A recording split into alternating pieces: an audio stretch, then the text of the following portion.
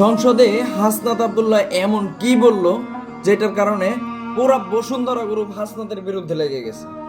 হ্যাঁ, চলেন এই ভিডিওটা আমরা একটু শুনি, পরে একটু পর্যালোচনা করবেন। আমরা জানতে চাই আন্ডার টেবিল কোনো ধরনের সমঝোতা হয়েছে কিনা।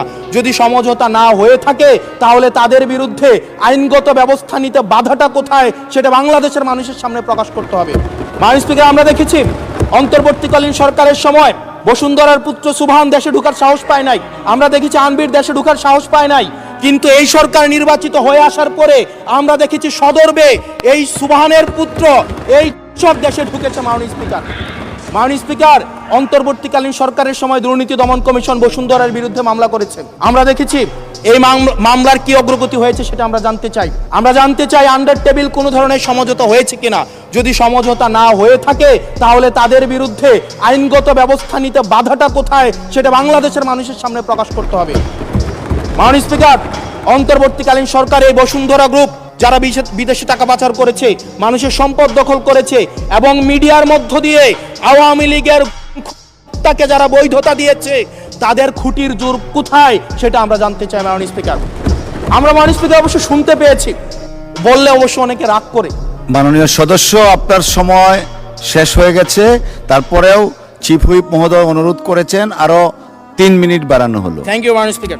মাননীয় স্পিকার, আমরা শুনতে পেয়েছি বা দেখতে পাই এবং সরকার দলেরই অনেকে মাঝে মাঝে আমাদের কাছে এসে দুঃখ প্রকাশ করে যে আসলে আমরা জেল খেটেছি, আমরা কষ্ট করেছি, আমাদের সন্তানদের সাথে আমরা থাকতে পারি নাই, কিন্তু আমাদের দলে কিছু কিছু মানুষ বসুন্ধরার অ্যাডভাইজর হিসেবে কাজ করে, তাদের মিডিয়ার অ্যাডভাইজর হিসেবে কাজ করে। মাননীয় স্পিকার, যেই মিডিয়া তারেক রহমানকে, মাননীয় প্রধানমন্ত্রী তারেক রহমানকে দেশদ্রোহী হিসাবে ফ্রেমিং করেছে, সেই মিডিয়ার অ্যাডভাইজর হিসেবে আজকে বসুন্ধরা গ্রুপে আজকে এই সরকার দলীয় সংসদ সদস্যদের অনেকেই তারা সেখানে যুক্ত। মাননীয় স্পিকার, এটা আমাদের জন্য না, বরং তাদের সহকর্মীদের জন্য এটি তাদের হৃদয়ক্ষরণ হয়, সেটি আমরা জানি। মাননীয় স্পিকার, এই বসুন্ধরার বিরুদ্ধে যারা কথা বলে তাদের বিরুদ্ধে মিডিয়া লেলিয়ে দেওয়া হয়।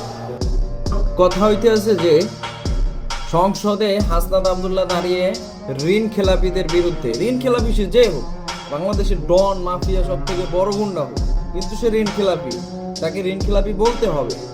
হ্যাঁ, জবাবদিহিতার কাঠগড়ায় দাঁড়াতে হবে, এটাই হাসনাত আব্দুল্লাহ আমাদেরকে শিখাচ্ছে। কিন্তু আমরা হতভাগা জাতি আমরা এটা শিখতে চাচ্ছি না। কেন? আমাদের জাতিগত সমস্যা এটা গোড়া থেকে উপরে ফেলা উচিত। হ্যাঁ, যারা এই যে বড় বড় কথা বলে, হ্যাঁ, বড় বড় লেকচার মারে, হ্যাঁ, এবং বর্তমান বাংলাদেশের প্রধানমন্ত্রী আছেন, তিনি তো হাঁটুর উপরে হাঁটু ধরে শুধু টেবিল চাপড়ায় নিজে, এইটা ছাড়া আর কিছু পারেন না। 10টা বাংলায় কথা বলতে গেলে 5টা ভুল বলে। হ্যাঁ, এদের দ্বারা এই যে তিনি যে সময় দেশ থেকে পালিয়ে, বলবো না, চলে গেলেন, তখন মুচলেখা দিয়ে গেলেন রাজনীতি করবেন না, নিজের প্রাণের মায়া ত্যাগ করে, নিজের প্রাণকে সঙ্গে নিয়ে সে চলে গেল বাহিরে, বড় দেশে। সে বাংলাদেশের মানুষ, এই 17 বছর গেল শেখ হাসিনার সৌরশাসন, ঠিক আছে? এই শেখ হাসিনার সৌরশাসনে সে কি দিয়েছে আমাদের? সে আমাদের কি দিয়েছে? এই যে এত বন্যা গেল, এত দুর্যোগ গেল, এই 17 বছরে 17 পয়সা দিয়ে ওকে সে আমাকে সাহায্য করছে। শেখ হাসিনা যাওয়ার 2 দিন আগেও সে জানতো না সে বাংলাদেশের মাটিতে পা রাখবে, এদেশের নাগরিক হবে।